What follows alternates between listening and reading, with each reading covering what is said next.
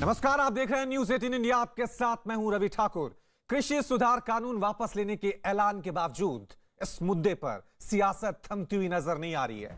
किसान संगठन एमएसपी पर कानून बनाने की मांग पर अड़ गए हैं। आज किसान मोर्चा ने आगे की रणनीति पर चर्चा के लिए सिंगू बॉर्डर पर एक बैठक बुलाई है। किसान नेताओं ने बॉर्डर खाली करने के लिए अब नई शर्त रखी है, तो सियासत अभी भी थमती हुई नजर नहीं आ रही है, क्योंकि कल जिस तरह से सरकार ने ऐलान कर दिया था कि हम तीनों कृषि कानून वापस ले रहे हैं, उसके बाद यह आशंका जाहिर की जा रही थी कि शायद अब यह आंदोलन खत्म हो जाएगा। जो किसान सड़कों पर बैठे हैं, किसान नेता आंदोलन कर रहे हैं, वो इस आंदोलन को वापस ले लेंगे। लेकिन एक नई मांग किसान नेताओं की तरफ से, संयुक्त किसान मोर्चा की तरफ से सामने आई है कि जब तक एमएसपी पर कानून नहीं बन जाता है, तब तक वो आंदोलन जारी रखेंगे, वो सड़कों पर डटे रहेंगे। अब सवाल यह है कि इन कृषि कानूनों को लेकर सियासत का इस सिलसिला थमता हुआ क्यों नजर नहीं आ रहा है। जब सरकार ने तीनों कृषि कानून वापस ले लिए हैं, भरोसा दिया है कि जब अगला सेशन होगा इनको वापस लेने की प्रक्रिया कर ली जाएगी, फिर यह सियासत क्यों?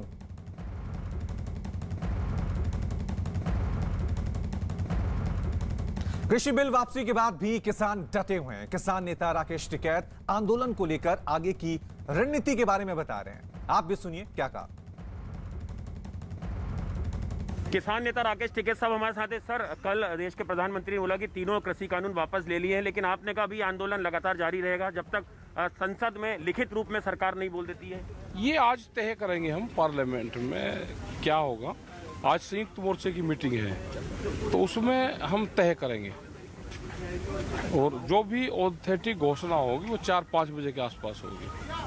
सर, लग रहा है कि सर सरकार बोल रही है कि अब किसानों को अपने खेतों घर लौट जाना चाहिए, लेकिन आपने कहा कि कई मुद्दे हैं, एमएसपी का मुद्दा और मुद्दे, उन पर बात होने के बाद ही आंदोलन खत्म होगा। जब ही जाना चाहिए, जय जवान, जब ही जाना चाहिए। जय जवान, जय किसान। सर, जो 2:30 बजे सिंगू बॉर्डर पर संयुक्त किसान मोर्चा की मीटिंग है, उसके बाद आपका निर्णय क्या होगा वो देखने वाली बात होगी। आगे क्या निर्णय? हाँ, 2:30 बजे जो निर्णय होगा उसी पे ही हम बताएंगे। ये लेकिन अभी आंदोलन जारी रहेगा सर? आंदोलन कहाँ जा रहे हैं, यही सर, है। लेकिन सर आपका गतिरोध सरकार के साथ, लेकिन उस पर कुछ राजनीतिक पार्टियां अपना लाभ उठा रही हैं। कल भी जिस तरह से देखा, उठा लेने दो लाभ तो सबको उठाना चाहिए। जब प्रसाद बटे तो सबको लेना चाहिए। और सर कुछ लोगों ने ये भी बोला कि इससे चुनाव आ रहे हैं, उसको लेके ये फैसला लिया गया है। अरे क्या पता किसने कैसे ले लिया, हो गया एक मामला, कैसे ले लिया, ले लेने दो। तो अभी सर मुद्दे जब पूरे तरह से सरकार से हो जाएंगे बैठ के, उसके बाद ही आंदोलन? हाँ, उसके बाद ही मुद्दे जब समाधान हो जाएगा, जब ही उसके बाद। लेकिन सर सरकार बोल रही है सत्र आएगा और इसको बिल्कुल हम कागज पे ले आएंगे खत्म करने के लिए। हाँ, करेंगे, आने दो। सत्र भी आ गया, सत्र में कई दिन रहेंगे, जहाँ 12 महीने हो गए और 10 दिन में पता चल जाएगा सारा। शुक्रिया। तो ये थे राकेश टिकैत साहब, जिनका कहना है कि पार्लियामेंट में जब तक लिखित रूप में सरकार तमाम कानूनों को पूरी तरह से खत्म नहीं कर देगी, ये आंदोलन लगातार जारी रहेगा। एमएसपी को लेकर तमाम और ऐसे मुद्दे जिन पर अभी सरकार के साथ किसान नेताओं को बात करना है। और आज सिंगू बॉर्डर पर जो संयुक्त किसान मोर्चा की जो एक अहम बैठक होगी, उसके बाद राकेश टिकैत साहब का कहना है कि आगे की रणनीति जो है वो तय की जाएगी। कैमरा पर्सन अजय के साथ Anand Tiwari, news 18 India, Ghazipur border, Delhi. वहीं केंद्रीय मंत्री मुख्तार अब्बास नकवी ने कहा है कि कृषि कानूनों की वापसी का पूरा देश स्वागत कर रहा है, लेकिन कुछ लोग अन्नदाता पर सियासत करने में लगे हुए हैं। केंद्रीय मंत्री मुख्तार अब्बास नकवी हमारे साथ, हम उनसे बात करते हैं। नकवी जी, कृषि आंदोलन जारी रहेगा, राकेश टिकैत ने कहा है प्रधानमंत्री की घोषणा के बाद भी। देखिए, उस पर मुझे कुछ नहीं कहना है। सरकार ने एक संवेदनशील फैसला किया है, लेकिन अनफॉर्चुनेटली मुझे दुख की बात है कि अन्नदाताओं के सरोकार पर भी कुछ लोग सांप्रदायिक सियासत कर रहे हैं।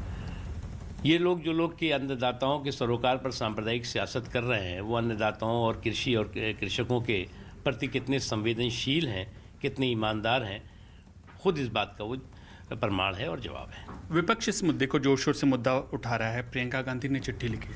देखिए, कौन क्या कह रहा है, कौन क्या नहीं कह रहा है, ये बहुत महत्वपूर्ण नहीं है। संवेदनशील तरीके से जिस तरह से फैसला सरकार ने किया है, पूरा देश उसका स्वागत कर रहा है। क्या उचित रवैया विपक्ष ने अपनाया है इस कानून का? जब मुझे तो सबसे ख़राब जो रवैया, जो अपने आप को सेकुलरिज्म का सूरमा कहते हैं, उनका दिखाई पड़ता है। इस जो अन्नदाता हैं उनके सरोकार पर भी सांप्रदायिक सियासत करना, ये इससे ज़्यादा घटिया, इससे ज़्यादा ख़राब चीज़ हो नहीं सकती। इस कानून के वापस लेने के बाद सीए जैसे कानून को भी वापस लेने की मांग इसीलिए होगी। तो मैंने कहा कि अन्नदाताओं के सरोकार पर सियासत करने वाले लोग जो है वो अन्नदाताओं के क्या हितैषी हैं? मोदी जी ने कानून वापस लिया है और तमाम आपकी पार्टी के नेताओं से भी बयान आया कि उन्होंने अपनी एक तरीके से बड़ा नेता साबित किया। इंदिरा गांधी भी 1975 में कर सकती थी, लेकिन ऐसा नहीं हुआ।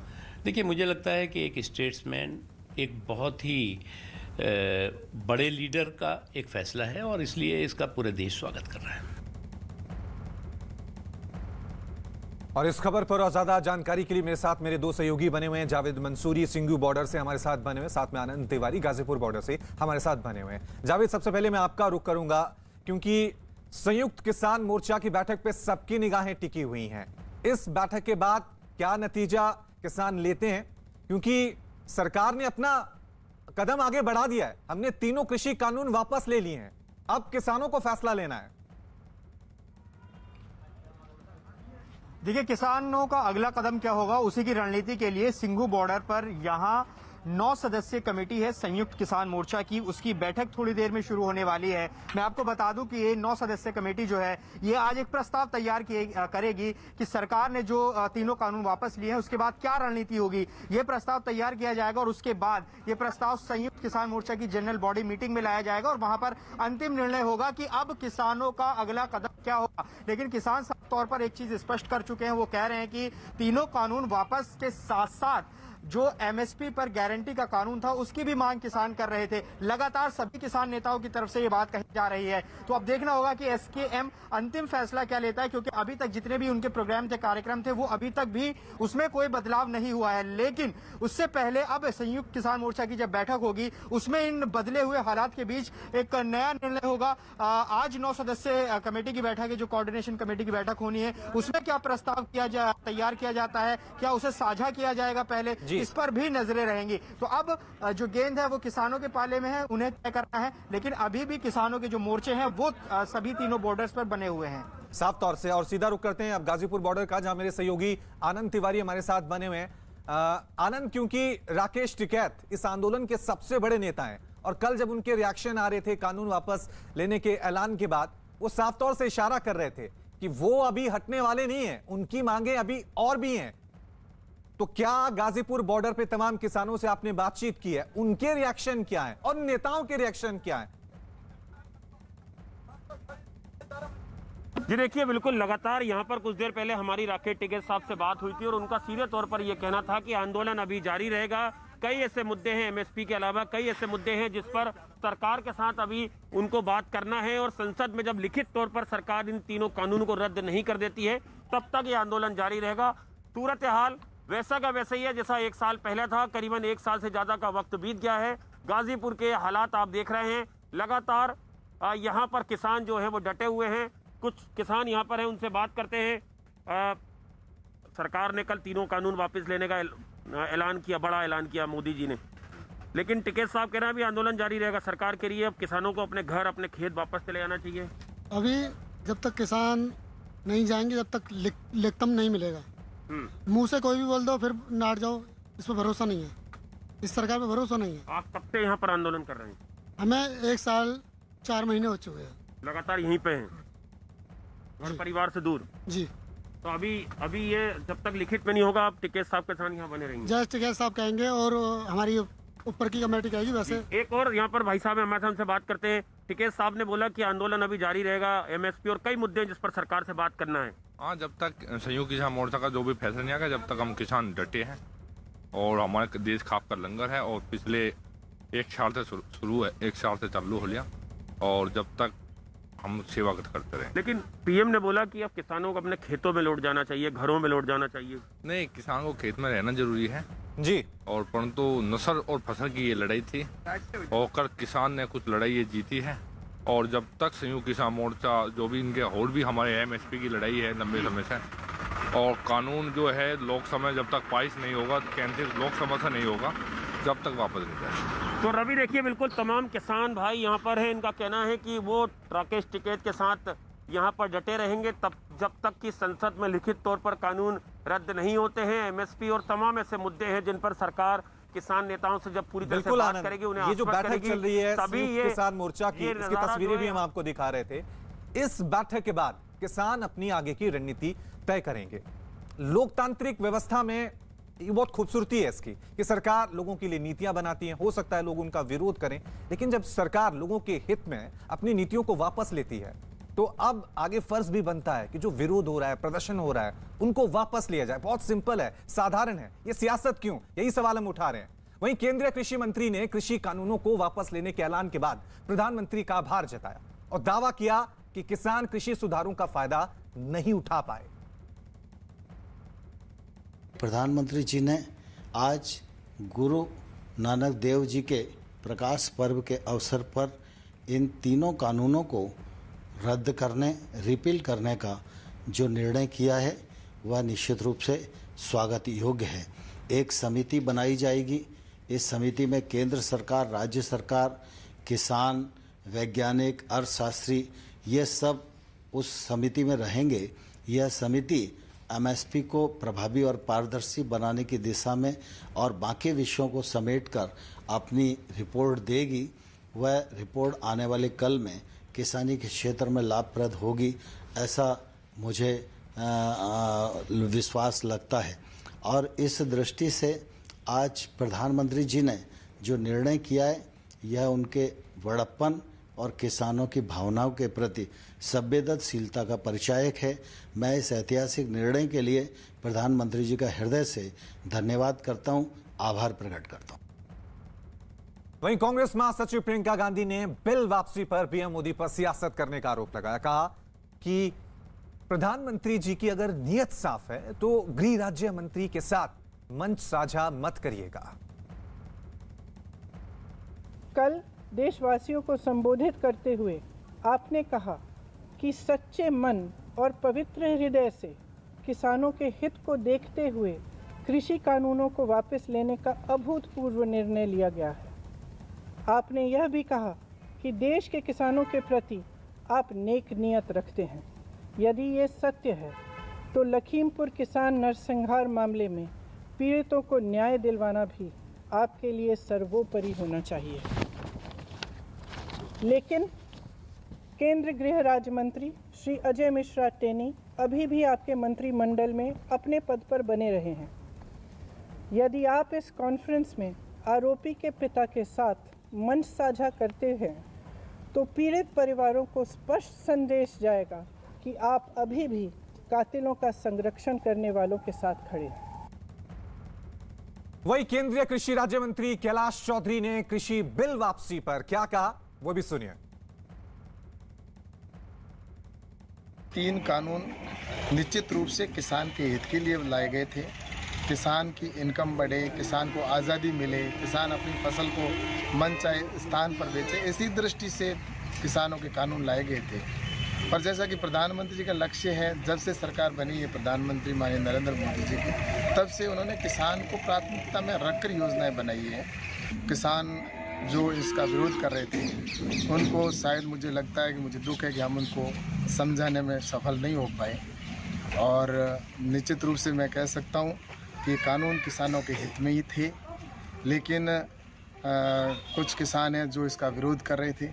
और प्रधानमंत्री माननीय नरेंद्र मोदी जी की ये संवेदनशीलता है और मैं प्रधानमंत्री जी को धन्यवाद दूंगा कि उन्होंने देश हित को ध्यान में रखा और देश के किसानों के लिए जो ये कानून बने थे उन कानूनों को बड़े भारी मत से कानूनों को वापस लेने का निर्णय किया है। आरजेडी अध्यक्ष लालू प्रसाद यादव ने कृषि कानून वापस लेने पर खुशी जताई और इसे इस संविधान की जीत बताया। साथ ही इसे आने वाले विधानसभा चुनावों की वजह से लिया गया फैसला बता दिया। बात करते हैं आरजेडी के राष्ट्रीय अध्यक्ष लालू प्रसाद यादव से। सर, 3 जो कृषि कानून आए थे उसको वापस लेने का फैसला किया गया है। प्रधानमंत्री ने कहा है कि संसद के आगामी सत्र में इसको वापस किया जाएगा। विश्व का सबसे लंबा और शांतिपूर्ण सत्याग्रह हुआ अपने देश में किसानों ने किया, बिना खून खराबी के अपना बलिदान दे करके लोगों ने सत्याग्रह किया। एमएसपी है, एमएसपी उसको आप वापस करिए, लागू करिए नए सिरे से। जो मार्केट का से लेता है किसान, उसके मूल्य के पर आधारित दाम फिक्स होना चाहिए अनाजों का, उनकी फसल का। ये मांग है। और बिजली वाला है, बिजली बिल भी जो वहाँ लागू किए उस सबको वापस लेना पड़ेगा। देखा टीवी में लोग भी बोल रहे हैं, मांग रहे हैं। तो जीत हुई है संविधान की और जो पूंजीपतियों की हार हुई है इसमें। चलिए इस खबर पे और ज्यादा जानकारी के लिए एक बार फिर रुक करते हैं। मेरे साथ मेरे दो सहयोगी बने हुए हैं, जावेद सिंघू बॉर्डर से जहां पर संयुक्त किसान मोर्चा की बैठक चल रही है, और आनंद गाजीपुर बॉर्डर से। जावेद, सबसे पहले बैठक की तस्वीरें सामने आ गई हैं, और क्या खबर इस बैठक से निकलकर सामने आ रही है? देखिए, बैठक में यह फैसला लिया जाना है कि अब संयुक्त किसान मोर्चा का अगला कदम क्या होगा, क्योंकि सरकार ने खुद पीएम ने कल ऐलान किया कि तीनों कानून वो वापस ले रहे हैं। अगले संसद सत्र में उसकी प्रक्रिया शुरू की जाएगी। अब गेंद किसानों के पाले में, संयुक्त किसान मोर्चा के पाले में। और यहीं पर यहाँ पर बैठक हो रही है इस हॉल में, जहां संयुक्त किसान मोर्चा की 9 सदस्यीय कमेटी, जिसमें योगेंद्र यादव, दर्शन पाल, गुरनाम सिंह चढ़ूनी जैसे 9 नाम इस बैठक में शामिल होंगे, जो एक प्रस्ताव तैयार करेंगे कि आखिर अब क्या रणनीति ली जाएगी, क्या किसान हटेंगे या सरकार से बातचीत की जाएगी, या जिस तरह से वो कह रहे हैं कि एमएसपी पर बात अभी नहीं बनी है, क्या उसको सामने रखा जाएगा। इन तमाम चीजों को चर्चा की जाएगी और एक प्रस्ताव तैयार किया जाएगा। और उसके बाद जब संयुक्त किसान मोर्चा की जनरल बॉडी मीटिंग होगी, उसको उस प्रस्ताव को वहां लाया जाएगा, फिर चर्चा होगी और उसे एक अंतिम रूप दिया जाएगा। लेकिन उससे पहले किसानों ने पार्लियामेंट कूच का ऐलान किया हुआ है। उस कार्यक्रम में कोई बदलाव नहीं किया गया। अभी हमारी किसान नेताओं से बात हुई थी, उन्होंने कहा कि जो पहले से कार्यक्रम है वो अभी के बने हुए हैं, लेकिन ये बहुत महत्वपूर्ण बैठक हो रही है, इसमें क्या प्रस्ताव तैयार किया जाता है इस पर नजरें हैं। जी ठीक है, आप बने रहें, आपसे जानकारी हम लेते रहेंगे इस बैठक के बारे में। आनंद भी हमारे साथ बने हुए। आनंद, जब ये तीनों कृषि कानून आए थे तो इसका विरोध शुरू हुआ था। ये कहा गया था, कुछ किसान कह रहे थे कि किसानों के हित में नहीं है, सरकार कह रही थी कि हम इसे किसानों की बेहतरी के लिए, उनकी आर्थिक स्थिति बेहतर हो इसके लिए लाए हैं। उसके बाद विरोध हुआ, लेकिन कल जब सरकार ने ऐलान कर दिया कि हम किसानों को समझा नहीं पा रहे हैं, तो हम ऐलान कर रहे हैं कि हम तीनों कृषि कानून वापस ले लेंगे। उसके बाद एमएसपी, बिजली संशोधन बिल, ये नई नई डिमांड कैसे सामने आ रही हैं? जी देखिए, अभी एक तस्वीर दिखाता हूं आपको। यहाँ पर एक शख्स है, ये एक कर्नाटक से पैदल चलकर दिल्ली आए हैं। देखिए, अपने आप में एक बड़ी बात है। और इन्होंने लिखा दिल्ली चलो आंदोलन। इनके हाथ में तिरंगा भी है। आपका नाम जानना चाहेंगे? मेरा नाम नागराज कलकुटकर है। मैं कर्नाटक के बागलकोट डिस्ट्रिक्ट से हूँ। मेरा एमएससी एमटेक, एक जियो स्पेशल इंजीनियर हूँ। आप पैदल आए यहाँ पर? हाँ जी, मैं ये किसान आंदोलन के समर्थन में कर्नाटक के बेंगलुरु से दिल्ली तक, पहले कर्नाटक के 31 डिस्ट्रिक्ट में मैंने कैंपेन किया। उसके बाद महाराष्ट्र, मध्य प्रदेश, उत्तर प्रदेश। कितना दिन लगा आपको? कितने किलोमीटर चले आप? 185 डेज लगा। 5100 किलोमीटर पद यात्रा करते हुए मैं अभी पहुंचा हूँ। और मकसद यही था, बस किसानों के समर्थन में समर्थन करना है। और ये एमएसपी जो है ना, ये बहुत इम्पोर्टेंट चीज़ है। ये सिर्फ दाम और फसल की बात नहीं, ये किसानों की जिंदगी। लेकिन इतना कठिन परिश्रम आप कर रहे हैं, सरकार कह रही है अब किसानों को घर और खेत लौट जाना चाहिए। आपको भी लगता है अब ये आपने जो अपना एक आपने विजन बना रखा था पैदल चलने का किसानों से, इसको आप खत्म करेंगे? आप नहीं, अब पैदल तो अभी आ चुका हूँ। जब तक एमएसपी के ऊपर सख्त कानून नहीं बनाए सरकार, तब तक और सोचेंगे। अभी तो यात्रा खत्म हो गया मेरा इधर, आगे का और कुछ प्लान बनाएंगे जब तक ये सरकार कानून नहीं बनाते। तो देखिए, साफ तौर से हम देख रहे हैं कि गाजीपुर बॉर्डर की बात करें, सिंघू बॉर्डर की बात करें, किसान नेता अभी भी वहां पर डटे हुए हैं। लेकिन देश का किसान खेतों में है, अपनी फसल की रखवाली कर रहा है, उसकी कटाई कर रहा है। सियासत कब थमेगी, यही सवाल हम उठा रहे हैं। बहुत बहुत शुक्रिया आप दोनों का हमारे साथ जुड़ने के लिए। और राजस्थान से इस वक्त एक और बड़ी खबर सामने आ रही है। न्यूज 18 के भवानी सिंह की यह खबर है कि कल यानी रविवार को गहलोत कैबिनेट का पुनर्गठन हो सकता है, जिसको लेकर इस वक्त जयपुर में राजस्थान कांग्रेस के प्रभारी अजय माकन की मुख्यमंत्री अशोक गहलोत के साथ बैठक चल रही है। इससे पहले अशोक गहलोत ने गोविंद सिंह डोटासरा, रघु शर्मा और हरीश चौधरी का मंत्री पद से इस्तीफा मंजूर कर लिया है। तो बड़ी बैठक यहां पर राजस्थान कांग्रेस प्रभारी अजय माकन और राजस्थान के मुख्यमंत्री अशोक गहलोत के बीच चल रही है। 3 मंत्रियों ने इस्तीफा दिया था, जिसे राजस्थान के मुख्यमंत्री अशोक गहलोत ने मंजूर कर लिया है। तारीख और वक्त जो है वो तय कर दिया गया है। कहा जा रहा है कि कल गहलोत मंत्रिमंडल में बड़ा फेरबदल यहां पर हो सकता है, पुनर्गठन यहां पर हो सकता है। नए चेहरे इस मंत्रिमंडल में कौन कौन होंगे, इसको लेकर अभी अटकलें लगाई जा रही हैं। जो सोनिया गांधी जी और कांग्रेस पार्टी राहुल गांधी जी का एक सिद्धांत है कि हमारी कांग्रेस पार्टी में एक पद एक सिद्धांत है, हमने उसकी पालना करते हुए माननीय सोनिया गांधी जी को इस्तीफे दे दिए और संगठन के माध्यम से हम जो हमारी सरकार है राजस्थान की, उसकी योजनाओं को लाभ लोगों तक पहुंचे, योजनाओं का प्रचार प्रसार हो, गांव-गांव में ढाणी ढाणी में कार्यकर्ता जाकर के कैसे उनको लाभ इन योजनाओं का सरकार की मिले, कैसे गुड गवर्नेंस हो और कैसे मोदी सरकार की विफलताएं, जो चाहे नोटबंदी वाली हों, चाहे कृषि कानून की हों, चाहे बढ़ती महंगाई हो, चाहे बेरोजगारों को रोजगार नहीं देने की बात हो, ये सारी की सारी चीज़ें हम लोग संगठन के कार्यकर्ताओं के माध्यम से लोगों को बताएंगे।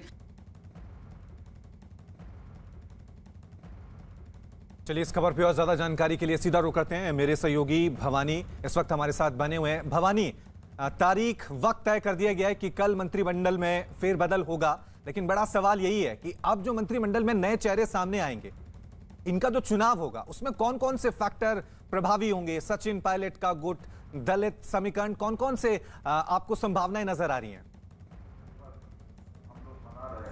देखिए रवि, तारीख के साथ में समय भी तय हो गया। कल शाम को 4 बजे सब कुछ ठीक रहा तो अशोक गहलोत के नए मंत्रिमंडल का शपथ ग्रहण होगा। राजभवन में तैयारियां इस वक्त चल रही है।